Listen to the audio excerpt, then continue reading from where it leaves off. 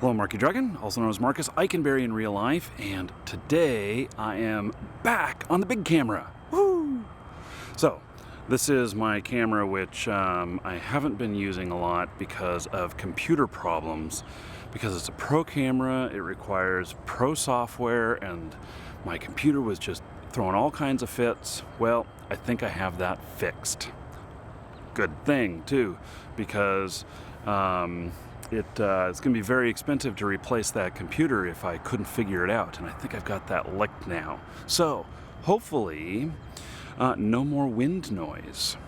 So I can't show you what's on here, but the microphone that's on here can handle 65-mile-an-hour winds before it starts getting a lot of wind noise and becomes unusable. It can handle, I think, 35-mile-an-hour winds before you start to hear the wind. Pretty awesome, huh? So, I'm out here at my backyard, and look at the beautiful view of the lake this morning. I actually was looking out here from my window in my home office, and saw the fog out on the lake this morning, just at the second half of the lake. By the time I got out here, it had gone away. So, okay, I am just so excited to be back on my main camera here because I can do so much more with this camera. And in fact, we're going filming today. My father is in town, and we are going to go out and go around the Tampa area and maybe find some locations to film. I hope that I can find something. And then tonight we are barbecuing pizza. And so I have this really old video of barbecuing pizza that I think I made in 2007. The picture is like this big, and it was on a really old camera, and that's been a very popular video. And so I think that we're going to have a few episodes of barbecuing with Marky. I think that should be fun. It'll be Papa Murphy's Pizza that I'll be barbecuing. Should be good. So, today's question comes from Bryce IC. Not quite sure how to pronounce it. This is one that was actually sent to me maybe a year ago. And so sometimes if you don't hear, if you send in something and you don't hear anything right away, sometimes, it gets put in my list, but it just doesn't happen for a while. And for whatever reason. Anyway, this one was sent to me almost a year ago. And so better late than never. Okay, so let's see here. Let's see, he says that he loves my videos. Thank you for the kudos. Every day when I come home from school, I see if you've put up a new video. Awesome. So, okay, and then he talks about the big gap in my videos. Before I decided to go pro, I did have a big gap in my videos. And look at this. Now, I'm just seeing something here. And I don't know if you can see that out by the, there's a cell tower over here. And I was just noticing the fog, how it's just peeking through the fog there and everything. Kind of cool, kind of interesting. So anyway, I wish that was a cell tower for my cell phone. It's not. It's an AT&T cell tower, and doesn't do me any good to have that here because I'm on Sprint. So, okay. Let's see here. He knows that I have a son. He doesn't know about any other children, but since he's a huge gamer, he wants to know whether or not I would restrict my kids from playing video games.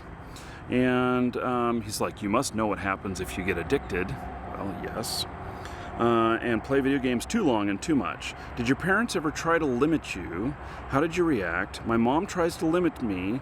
Usually, she lets me game all I want as long as my grades are good. So, I remember as a kid that my parents actually, they did limit us on gaming, and we did limit my kids, and now, I'm engaged to be married, and to a wonderful woman who has some kids included. And will we be limiting gaming? I think that you're right on target with when you say that your mom allows you to game as long as your grades are good. And you know what?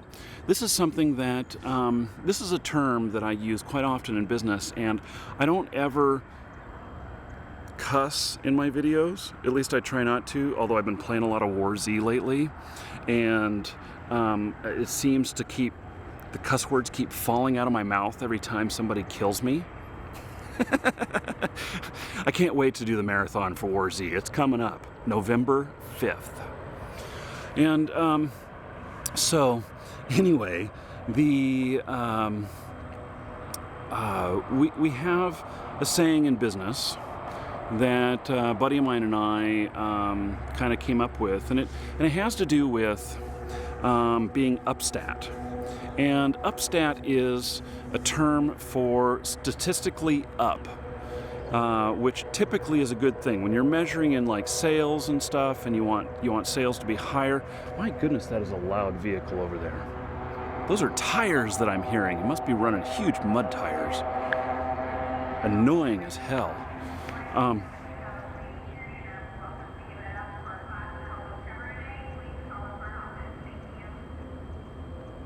Did you hear that? Wow, I wonder if my microphone picked this up. This is a shotgun mic, which I can be standing 100 feet away and it still hear me clearly. And it's like I just heard some announcement over there, over a loudspeaker. But there's nothing over there but houses. I wonder why somebody would be doing that. Okay, so anyway, that was interesting. Okay, nice distraction. So with statistics, like if you're doing sales, that you want to go up, up, up, up, up. And, you can have a flat line to where it's like this, and you can be down. So we would call upstat when it's going up, and flat when it's flat, and downstat when it's going down. And we have this saying that we never fuck with an upstat. And that is the exact terms, the wording that we use. And I'm not one for dropping the F-bomb or anything, but that is the exact term that we use. And what it means is that that if the person is doing better, or the process continually does better, whatnot, you don't mess with it. If it's growing, you don't mess with it. Now, of course, you can do things to try and improve, and when it's a process or something like that, or it's an automated thing you've put in place, of course you want to try and improve it because you are the one controlling it. But when it is someone else, it's a person, like a salesperson, and that salesperson continually does better, then you don't mess with them. And so basically, if someone were to show up late every day to work, and they were a salesperson, it wasn't like customer service where they had to be there right on time to take orders, to where it wouldn't, that would mess with their stat, wouldn't it? If they had to be there to take orders and they were missing orders, their response time to each one of the orders would be longer if they were late, and that would place them down stat. So if they're a salesperson and they were continually doing more sales each time, and they continually improved, but they were late all the time, or they took extra long lunches, or they started,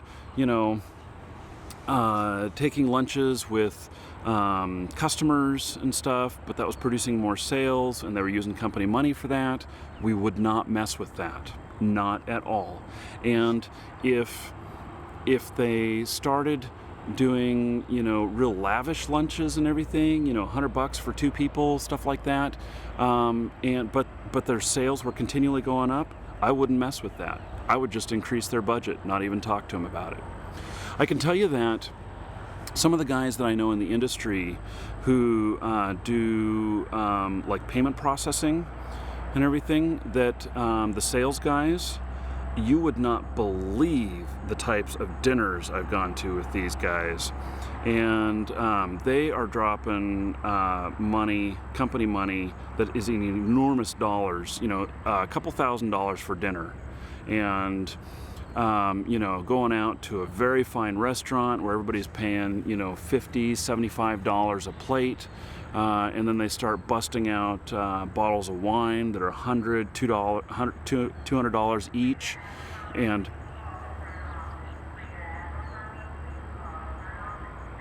I hear that announcement again. The school district is beyond those trees over there. And that is amazing if I can hear it from that distance. Because to the other side of the lake there, I would say, is probably 3/4 of a mile. And they're at least another 1/4 of a mile beyond that. So that's pretty incredible. Anyway, so they would drop amazing amounts of money on these dinners and everything. And there was a few of them, and they all had different areas, and they would take turns paying for these different dinners, and they were all business dinners. I mean, we had a great time. We all had quite a bit to drink and everything, but business was always done, meaning that going out and getting to know the people better and everything really makes a difference in being able to get the sale. And or get the customer and everything. So, but let me bring this all back around to homework and to whether or not limiting time on video games. If it's not a problem for the kid, I wouldn't mess with it, especially if their grades were good. I would encourage them, if they didn't do anything else other than come home, do homework, and do gaming, I would encourage them to go out and join, maybe there's a video game club at the school. I've heard of that nowadays. Never had anything like that when I was in school. The chess club. When I was in Biloxi, one of the schools there had mandatory chess club. And I kid you not, I met a lot of the kids from the school there, and they were smart. In fact, one of them was, how old was he? He was probably about 10 years old. And I took a liking to him because he was extremely ADD and had a hell of a time focusing on anything.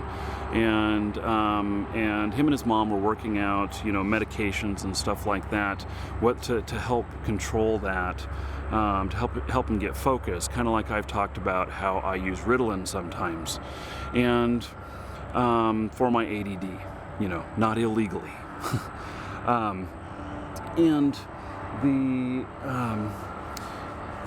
Man, those cars are certainly loud this morning. You know what? I think that there's something in the atmosphere today that allows the sound to travel really well across the lake, because I don't remember hearing this kind of road noise before from the road on the other side of the houses over there. And it's quite far away, but I'm hearing a lot of road noise this morning, and it's interesting. I haven't heard that before. So anyway, he was an incredibly smart kid, or still is. And he was part of the chess club. And, he's like 10 years old, and I know how to play chess. I'm pretty good at chess. And he's like, do you want to play chess? We had a nice chess set there in Biloxi. And I'm like, okay. And you know what? So the first game I beat him. The second game we had a draw. And the third game, he beat me. And I was like so impressed by that, because he's like 10 years old. And what a brilliant mind and everything. And so I met some of the other kids there, and even the girls did chess club. And chess really teaches you something about how to think differently and how to think moves ahead. A lot of people don't learn this stuff. The cause and effect. I just recently did a video about that, about people. Is it okay to team kill people, and whether or not these people are capable of learning how things affect other people? Well, think about it. In chess, you learn how your moves affect your other pieces, and you have to think several moves ahead. And I find that to be quite quite a good thing. So I would encourage extra stuff like that, and but I wouldn't mess with it. And if my kids were really into gaming, and if, let's say, they were into making needing a job or whatever, like I have done with Matthew, who is my fiance's oldest son. I have worked with him trying to get his YouTube channel up and going, and he's having limited success. And in fact, I need to do another interview with him to talk about some of the things that have gone right and some of the things that haven't gone so right. What is that? Is that a bug on my screen? Get off of there.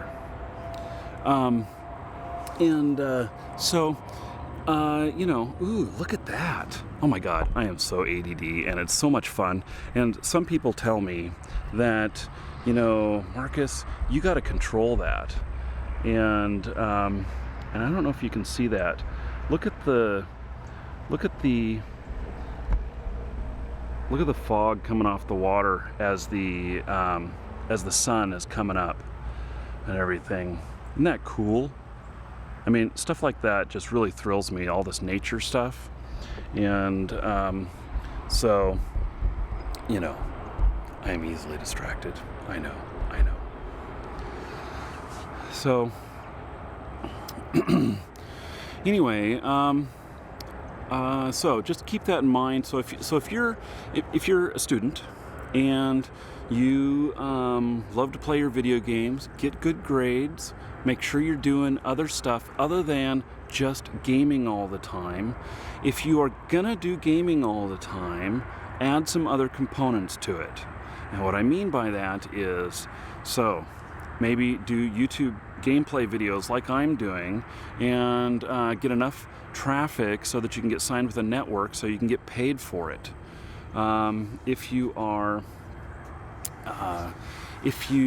Let's see, what are some other ways? You could write guides, which would help with your writing skills and presentation skills, and that also, like doing videos helps with your presentation skills. I think that if you can talk well in front of a camera, you could probably talk well in front of a group or classroom, an audience, give a presentation,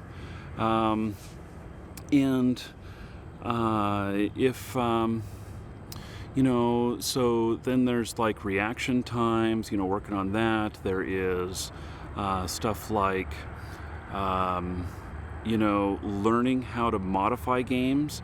Some people have gotten jobs, especially like Quake and stuff, where they had competitions to, the best map makers and everything. And so with those things, add something to it. Don't be one-dimensional. And then if your parents give you any grief over it, you can say, hey, I'm actually producing this. So maybe that's the key, is producing something. You see the sun coming up on me here? It's just cresting over the house over there. And it's sunrise. So add something to it so that you can show the value of it, especially if you really enjoy it. And there's another thing too. There's a lot of jobs out there that require teams and leading teams and teams that are virtual. More and more companies are virtual these days. And with those virtual companies, it is more and more required to have good written communication, good text, chat, and video, telephone, all of that. All of these communication types that are where the person is not present in front of you. They may be in front of you on a screen or something, but not right in front of you. And to manage a team and pull them all together, that is a huge skill that I would put on a resume if I were like a big guild leader. Like, let's say I had, 300-400 members of my guild and I coordinated them all and everything, I would document the successful actions of that. And because you're going to want to talk about that in a job interview. That may sound absolutely crazy talking about gaming in a job interview, but it is so true when it comes to project management and skills of working with other people, and that can be actually as part of the team as well. There's let me just keep going on here. There is a place that I found that I'm comfortable. I am a leader. I do a lot of stuff where I lead and everything, but at the same time, I'm very comfortable being second place, not being the top dog. And that's something that I've had to learn, because before I felt like I have to control everything, I have to be on top of everything, I have to be the master decision maker on everything.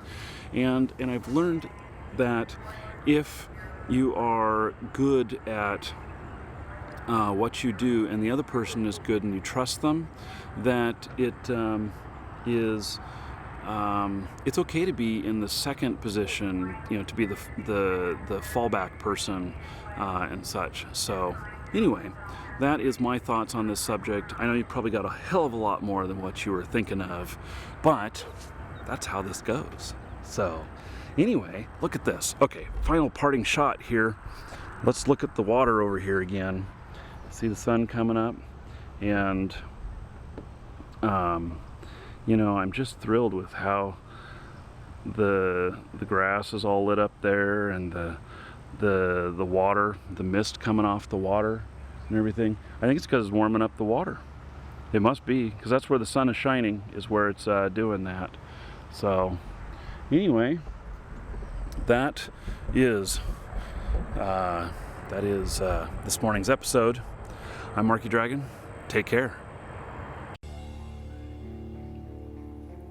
So, what's all that action in the lower right-hand corner? That is Firefall, a preview that we did at PAX of the game, which looks like it's going to be absolutely awesome. If you click on the link there, it will take you to that video where we did an interview on the game, and I can't wait to be playing that game. It looks like it's going to be a lot of fun. In the upper right, that is me talking about RuneScape and someone who purchased $600 worth of gold and got screwed. So, if you play RuneScape, you might want to check that out. It's quite interesting, and there's a lot of fish that jump in that video. If you watch it, you'll see them. Click on that video and you'll be taken to it.